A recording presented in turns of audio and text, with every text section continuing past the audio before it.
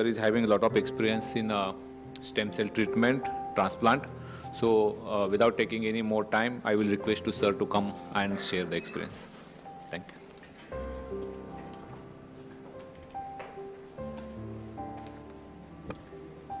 Good morning, friends and senior colleagues. I am thankful to the Department of Biochemistry who has invited me for delivering a lecture on the applications and the future of the stem cell technology in clinical medicine.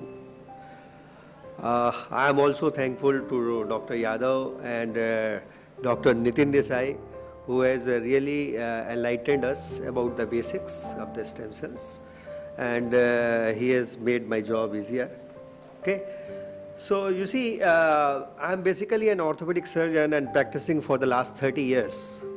I post-graduated way back in '84, and since then I've worked internationally in different countries. And currently I'm visiting consultant to 7 hospitals in India in different states. And this stage of attainment is only due to my expertise which I have gained recently in the stem cell applications. So I would like to just give you a brief basic of the stem cell so that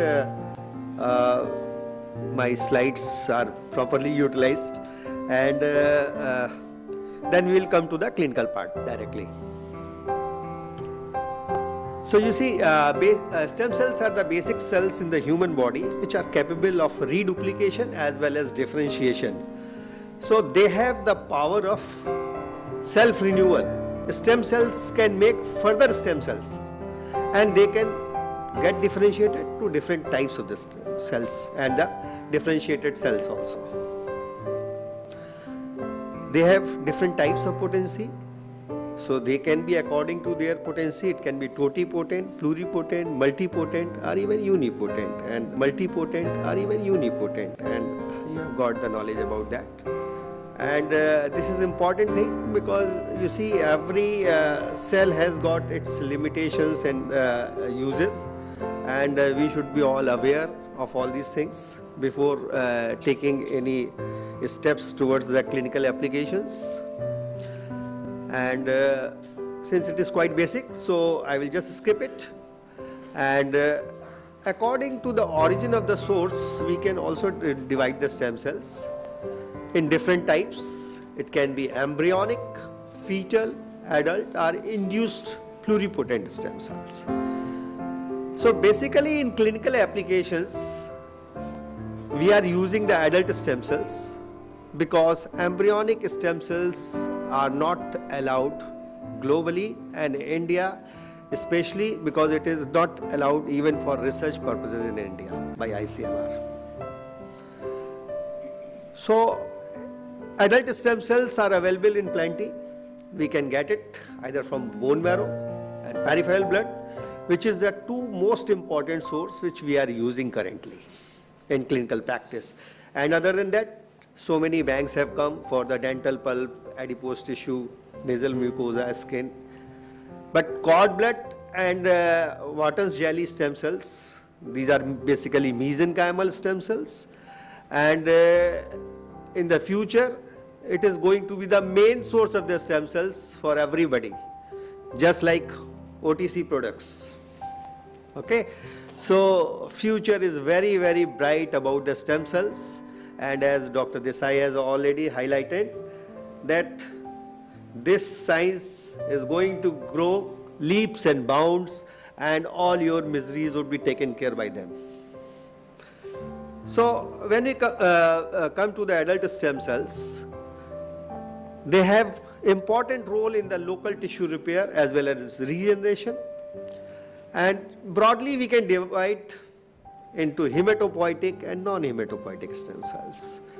Hematopoietic are basically blood-forming stem cells, as you know, and non-hematopoietic can be bone-forming like osteocytes, osteoblasts, myocytes, adipocytes, myocardiocytes, any number, chondrocytes, and number of the types of the cells.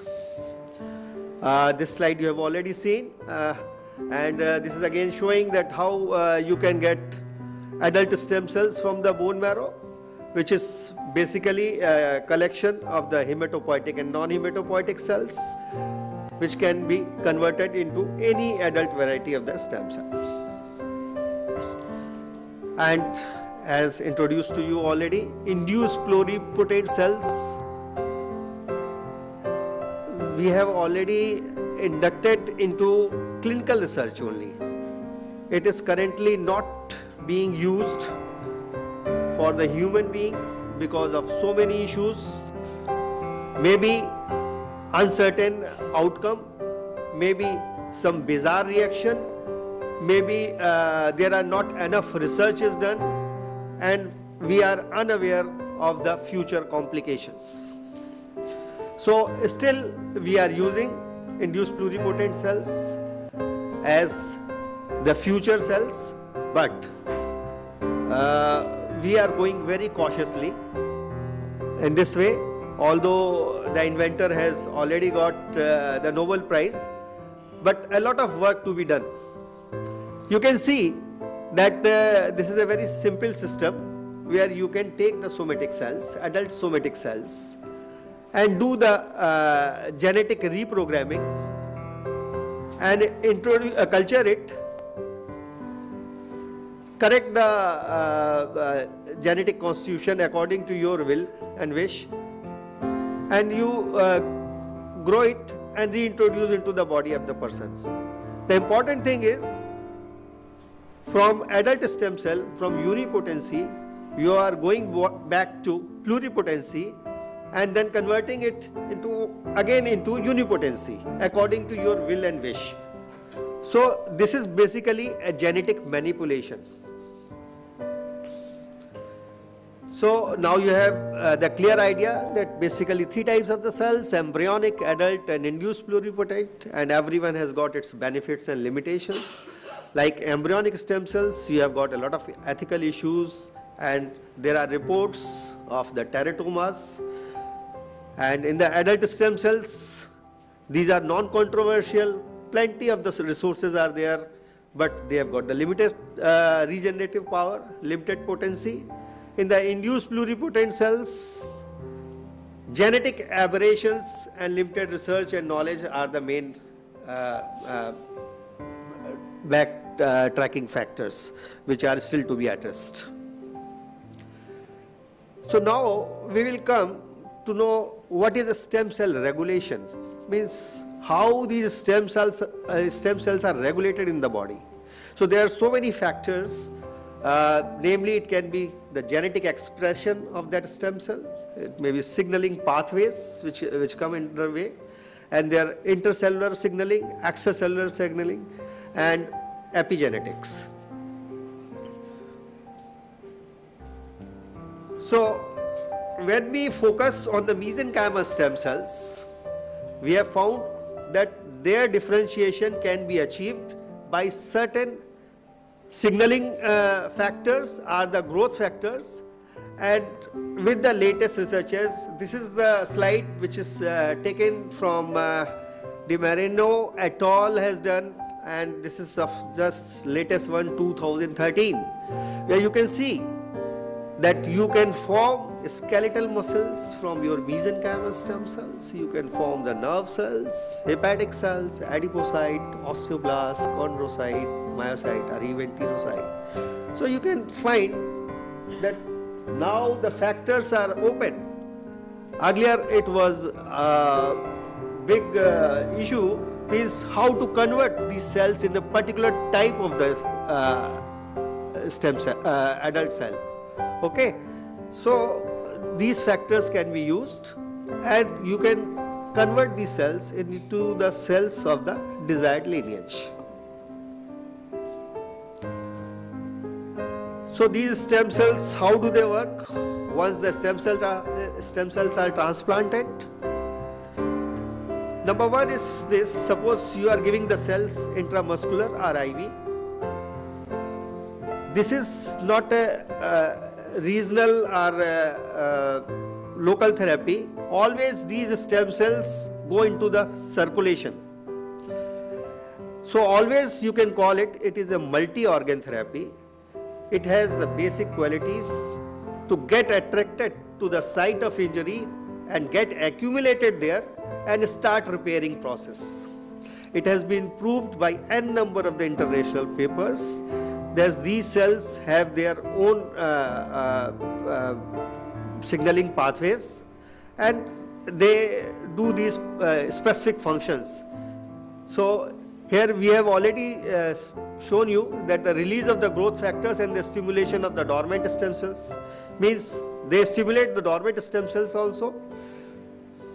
They do the paracrine effect, okay, and the circulating stem cells are attracted and aggregated to the site of injury, and stem cells differentiate into the cells of the local microenvironment, and thus they cause the tissue repair and the regeneration. So now we will come to the therapeutic applications of the stem cells. Basically, as a clinician, we are using these cells in the cell-based therapies. And other than that, it can be used in the tissue engineering, gene therapies, and the drug discoveries. Sorry. So, you see that in the drug discovery, it has got very important role.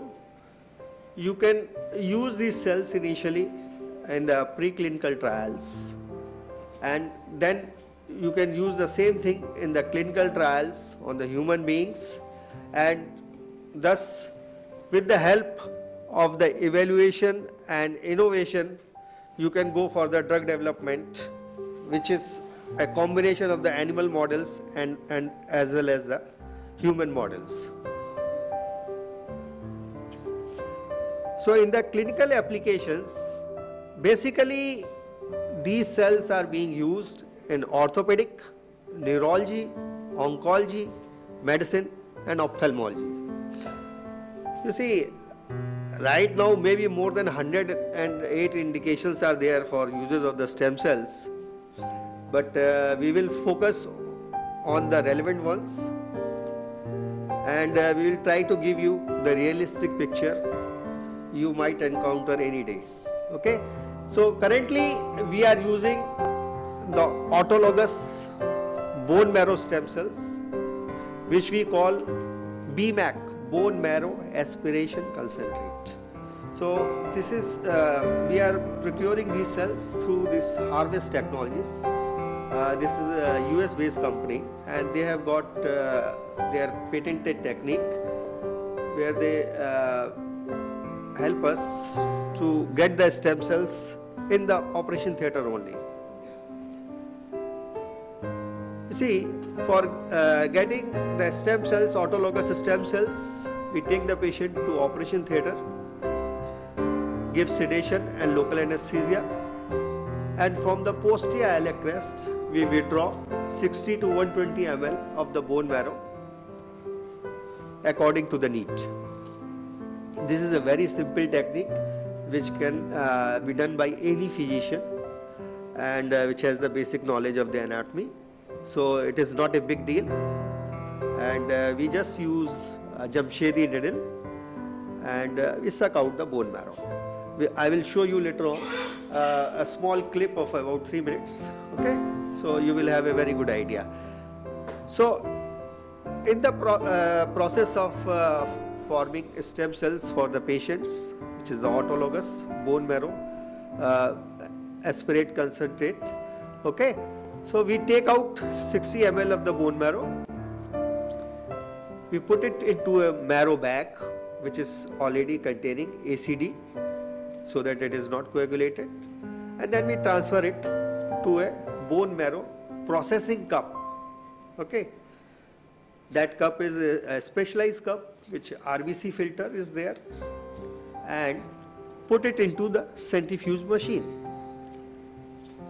Once we centrifuge it for 14 minutes, it has got two different types of rotations. Initially it filters out the RBCs, and then in the next 9 to 10 minutes it will separate the remaining part into 3 layers, and the top one would be plasma, middle one white buffy coat would be mononuclear stem cells, and the downmost should be PRP.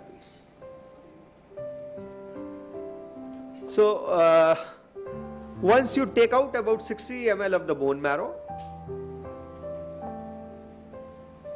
you will get aspirate of 6 to 7 ml, and which will contain about 250 to 300 million adult stem cells, which is good enough for regeneration for single dose. Okay, so it contains autologous mononuclear stem cells as well as various growth factors, because PRP is also there, platelet rich plasma. Downward I will show you, drawn. So various growth factors are also there, and now you just see a 3-minute clip and you will come to know. You see, this is a child again of cerebral palsy with the global developmental delay. This child is again of 2 years, and since he was not improving, so we planned for the autologous bone marrow cell transplantation in this case, and I am just going to show you how to take out the bone marrow and how to process it.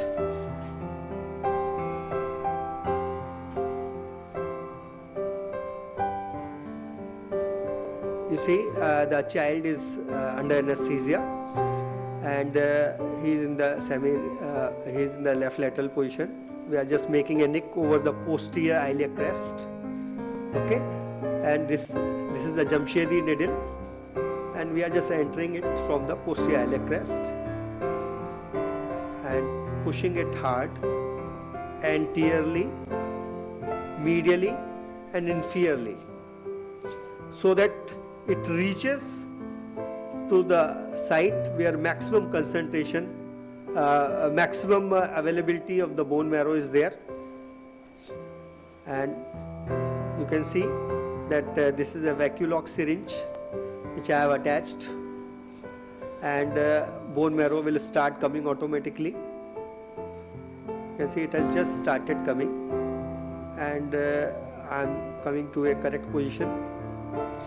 You can see now it is being sucked. This is a very important technique.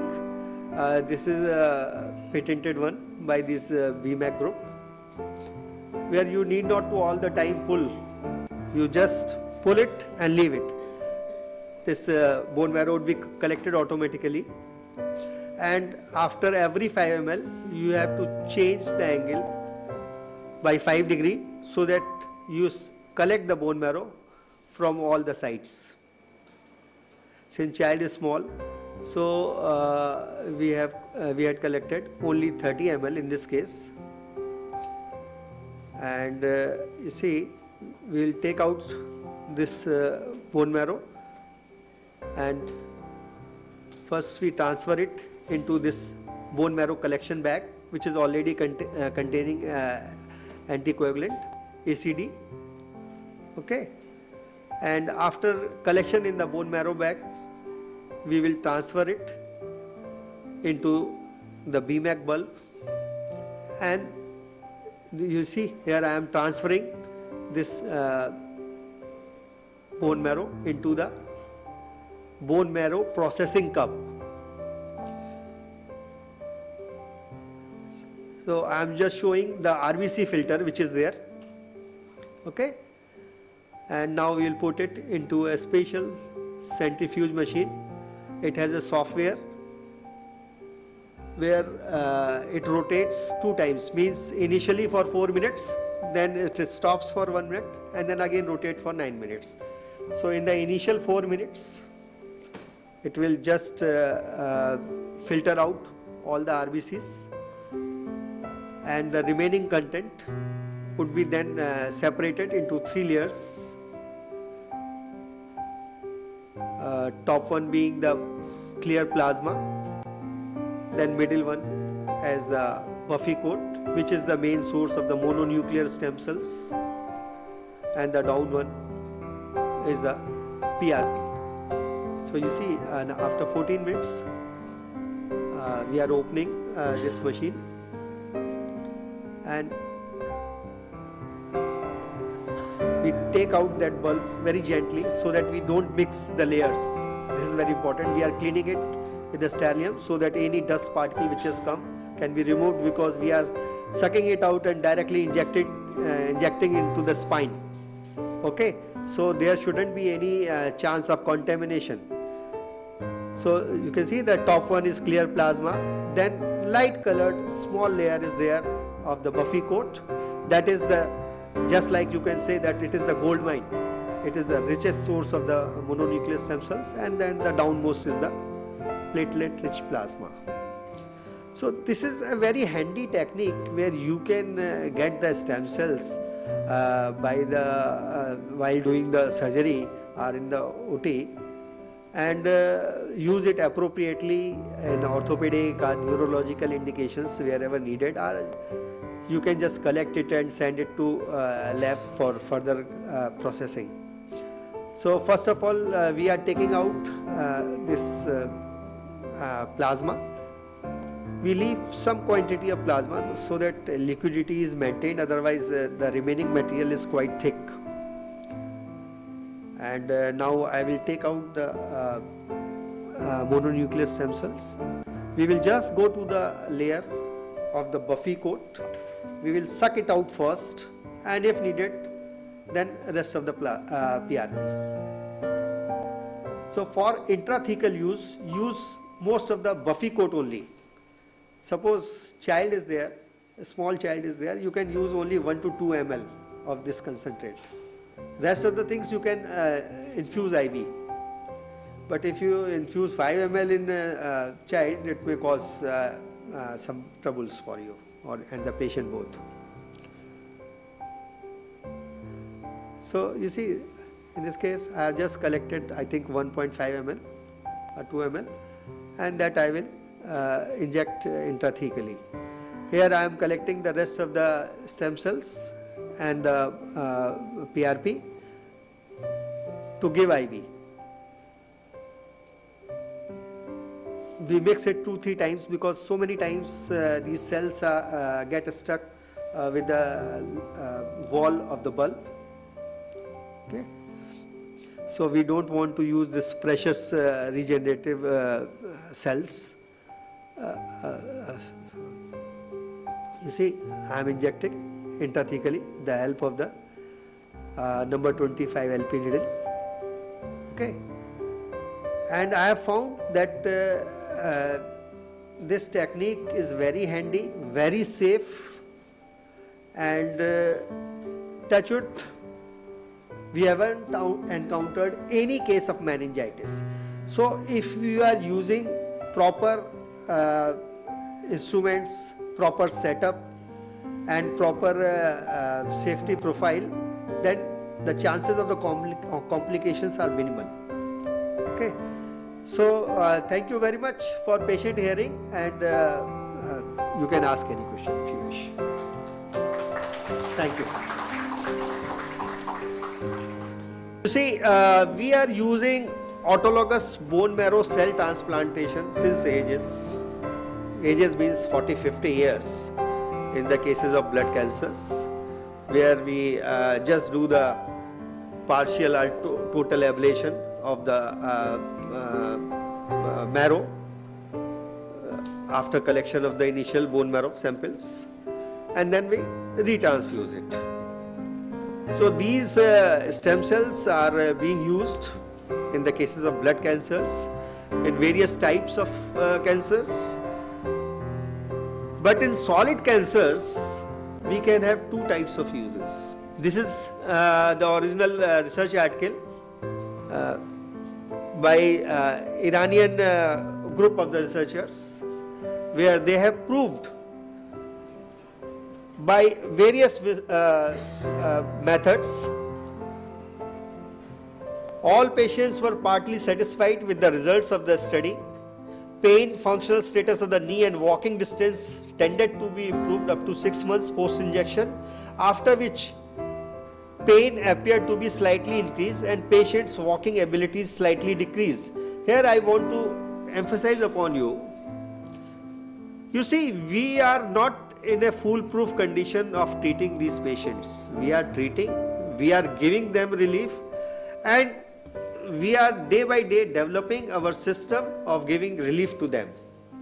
Initially, we were just giving one BMAC session followed by 2 PRP.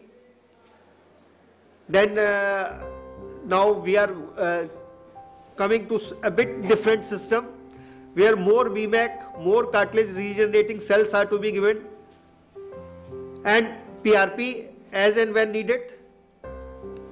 But definitely the patients where they refuse to go for the knee replacement are due to some medical complications. They cannot undergo knee replacement. There we enter and we give the results.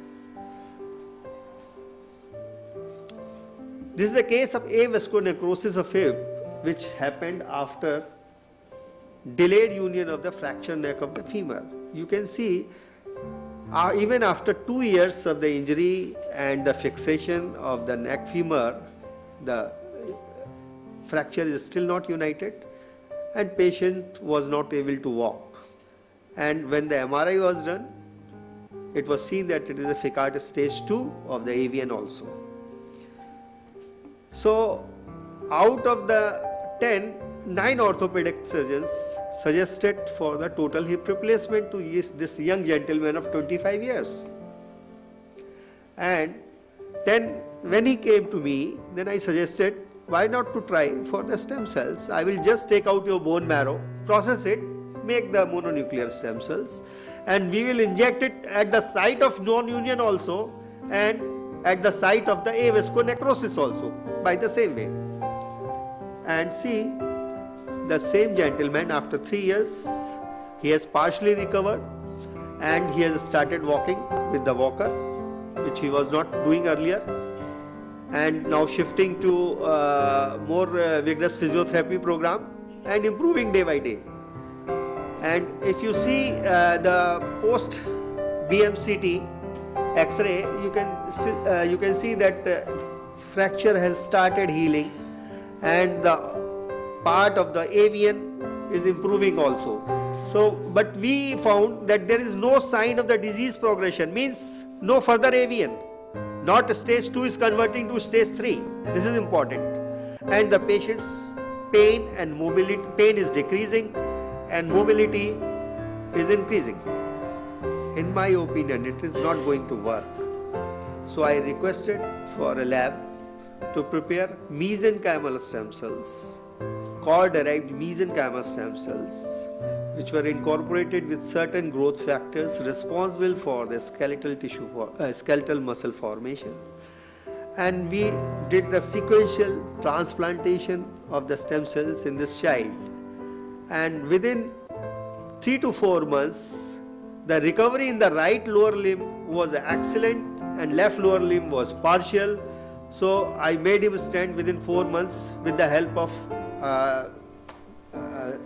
KFO on the left side and stick on the right hand.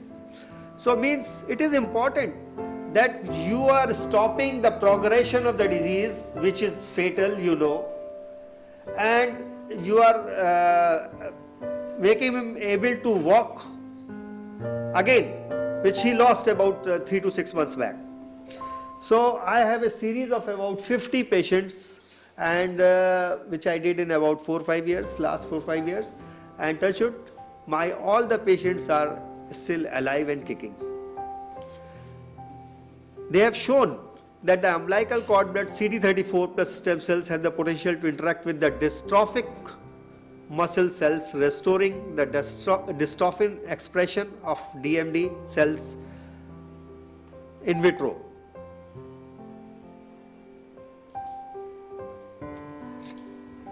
It was again presented by a group of scientists for the use of the mesenchymal stem cells for the formation of bone, cartilage, tendon and skeletal muscle repair.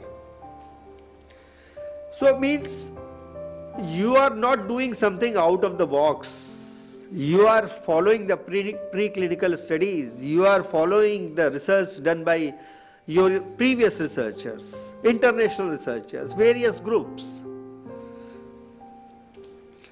So now I will come to the neurology, although it is part of the Dr. Alok Sharma, I will just touch it. Basically, I am doing treatment of the spinal cord injuries by the stem cells, but certain other indications also like cerebral palsy and autistic spectrum disorder, some cases of developmental delay. Although other physicians are using in Alzheimer's, Parkinson's, multiple sclerosis, MND, but I am not very much convinced as of now, because I have not done much work in it.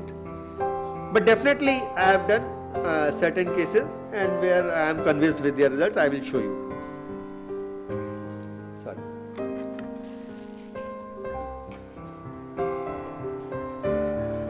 You can see that you can take the adult stem cells from your body, like bone marrow, peripheral blood, or like that,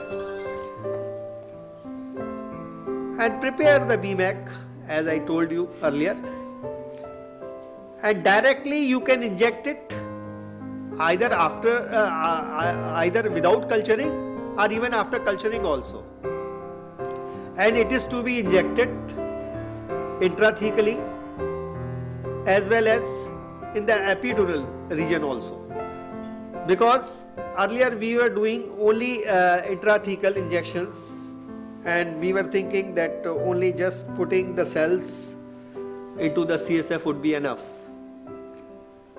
Then we noticed that if you put it into the CSF at the highest point of the iliac crest, L4, L5 level, then we are able to get results only in the Cauda-Equina syndrome, where fine nerve twigs were there and not actual spinal cord was there. So I will show you that we were able to get very good results in the cases of Cauda-Equina syndrome, paraparesis. Okay. But we couldn't get in the injuries which were above D12 levels. So this is important point, how to get results where there is injury in the thoracic spine or the cervical spine. We are still struggling for that.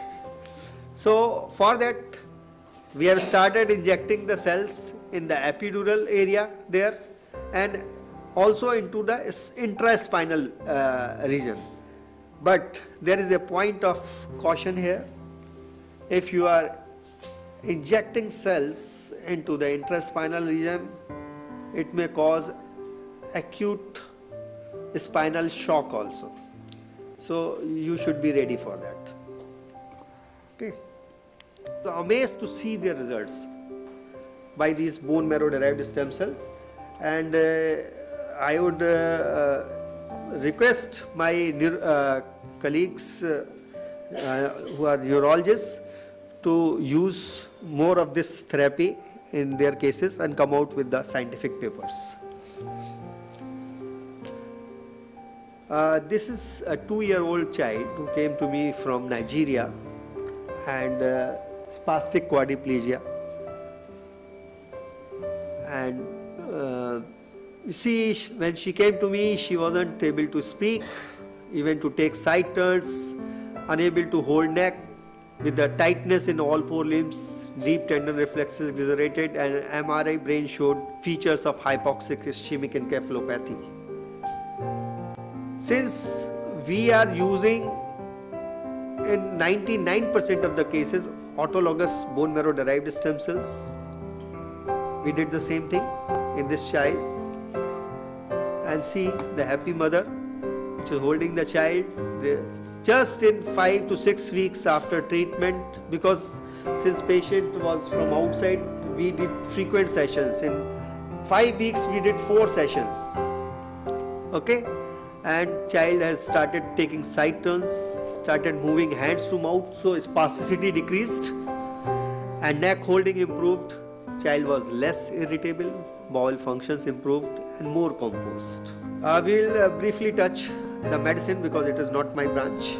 Okay, so in the medicine we can use it in diabetes type 2, type 1 we are not still able to get results, In cardiomyopathy, especially post-MI cardiomyopathy, you will be able to get very good results. In diabetic neuritis, critical limb ischemia, and diabetic foot. You see, this is my patient who came with the critical limb ischemia. You can see that non-healing ulcer in the foot with ischemic rest pain, poor vasculature, tissue ischemia and hypoxia, non-healing wounds and tissue necrosis. See, everyone has advised just to get it amputated, okay? Because it has fixed in this plantar flexion and it is not healing and it is causing pain on rest, then it should be amputated. Then we thought we should do something for such patients, and we did autologous bone marrow cell transplantation and PRP both in this case, and see the same patient within 2 to 3 months that his wound has completely healed, his blood supply has increased and the skin texture has improved drastically.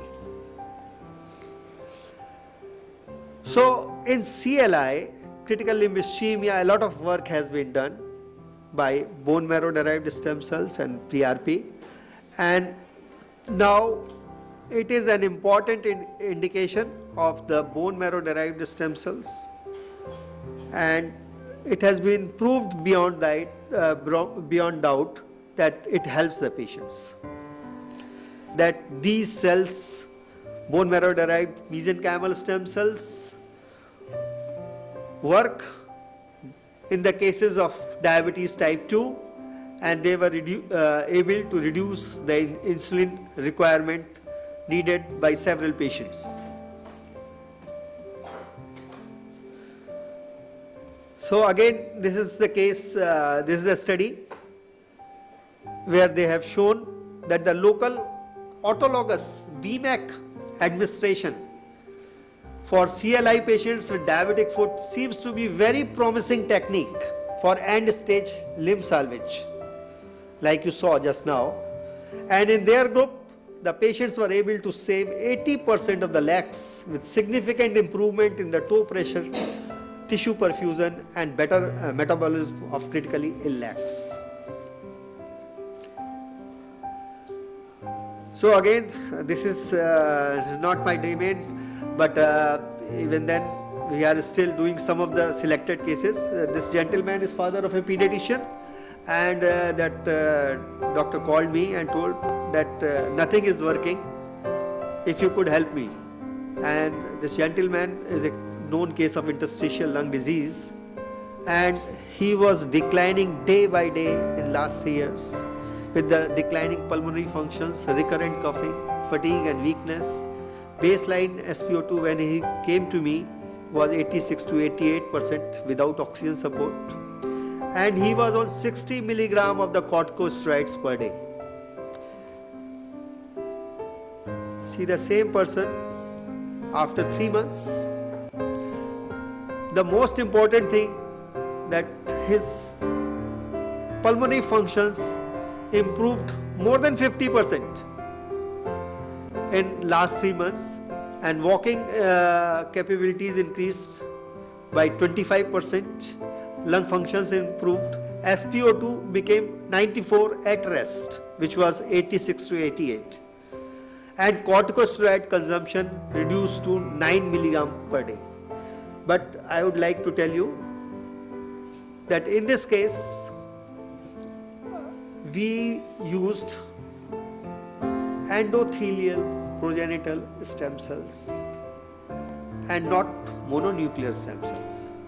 We took out the bone marrow, sent it to the lab, and they separated the endothelial progenitor stem cells so that it can cause epithelial repair as well as neovascularization. That is very important for such cases. So you see, the papers are published on it that mesenchymal stem cells promote alveolar epithelial cell wound repair in vitro through distinct migratory and paracrine mechanisms. In the chest also, it was published that stem cells are being used for the lung disease, but pulmonologist has to work hard to get the definitive results. We are doing only sporadic cases because these are not the cases of our interest. But definitely we are serving the mankind. So now we will come to the future treatment of the bone defects with the help of these stem cells, where the fracture treatment would be threefold, not just putting a plate or putting a plaster. We will be using the cells, scaffolds and the signals. Signals are basically the growth factors, scaffolds are protein derived, various synthetic and natural supports, and the cells which can be mesenchymal or cultured stem cells. So similarly, here I have shown that majority of the fractures would be treated with the help of the scaffolds. Then in some of the cases you would be needing scaffolds as well as osteogenic factors, and even in some of the cases you will be needing combination of the scaffold, osteogenic factors and the cells. Again, you can see that this researcher was awarded $5 million for advancement in the future stem cell treatments for the segmental bone fracture. What he did, this is very interesting. When there was a fracture, he took a scaffold, collagen scaffold, implanted over the fracture site and filled it with the mesenchymal stem cells. When these mesenchymal stem cells traversed into the scaffold, then he entered the BMP, bone morphogenic protein gene, injected into the MSC populated scaffold, and then used the ultrasound to lead the DNA uptake by the MSCs and BMP secretion, leading to fracture repair. So this is very innovative approach. Maybe it would be in practice very soon, because scaffolds are not easily available. Maybe in last 6 months to 1 year it is available at selected places only. So similarly, in the future you are going to interact with the gene therapy with the help of the stem cell technology, where the stem cells would be taken from the patient. We will do the genetic manipulation. We will correct the genetic defect, grow it and re-inject it into the patients. Several reports are coming that the team of researchers in the Massachusetts General Hospital, that they were able to create blood vessels in laboratory using human stem cells. So means, like other reports also, you can see that people are doing innovative work across the globe. So we shouldn't feel left behind, and we should also endeavor to do something, although in the ambit of the your legal rights only. You can see this report came in Times of India, where in the villages even single family is having 5 children and all are suffering with the Duchenne muscular dystrophy, and families are so poor that they are waiting them to die. So we have to work hard to come out with the solutions to save children like this. Who is going to work for them? Similarly, you see, he's the same boy suffering with the same, he's my patient with the same DMD, and this is again a patient of mine with the bullet injury in the spine. But these are the just glimpses that you can do really good work for the mankind, and you should never leave your efforts to come out with the positive results, and you should not be limited to only research but pass it on to the patients also. Thank you very much.